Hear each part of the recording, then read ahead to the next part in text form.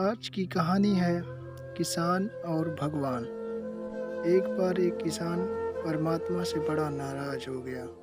कभी बाढ़ आ जाए, कभी सूखा पड़ जाए, कभी बहुत तेज धूप हो जाए तो कभी ओले पड़ जाएं।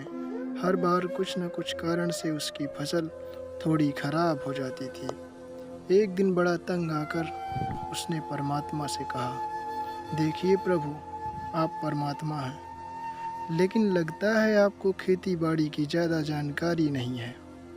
एक प्रार्थना है कि एक साल मुझे मौका दीजिए, जैसा मैं चाहूँ वैसा मौसम हो, फिर आप देखना मैं कैसे अन्न के भंडार भर दूंगा।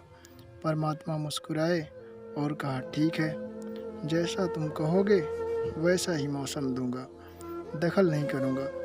किसान ने गेहूं की फसल बोई। जब धूप चाहिए तब धूप मिल गई, जब पानी चाहा तब पानी मिल गया। तेज धूप, ओले, बाढ़, आंधी तो उसने आने ही नहीं दी।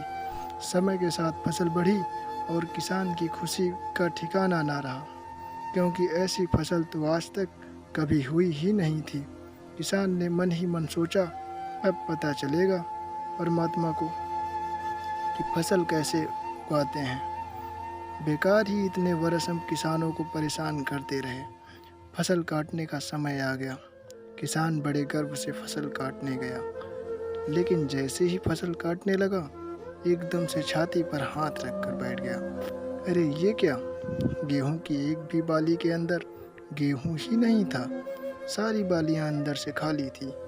बड़ा दुखी होकर उसने परमात्मा से कहा, प्रभु ये क्या हुआ? तब परमात्मा बोले, ये तो होना ही था। तुमने पौधों को संघर्ष का जरा भी मौका नहीं दिया।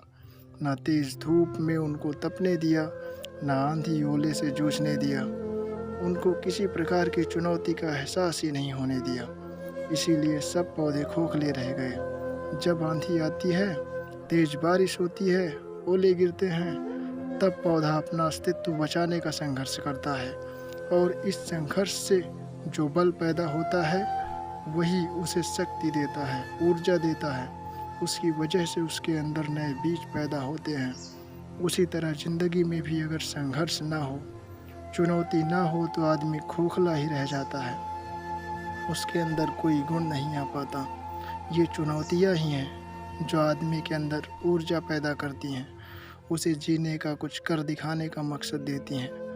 हर दिन एक नया काम देती हैं। सोचो अगर ये सब ना हो तो ज़िंदगी कैसी होगी। इसीलिए चुनौतियों से डरो नहीं या भागो नहीं, बल्कि उनसे कुछ नया सीखने की कोशिश करो। जैसे सोना आग में तप कर कुंदन बनता है, इसी तरह से इन चुनौतियों में खुद को तपाओ।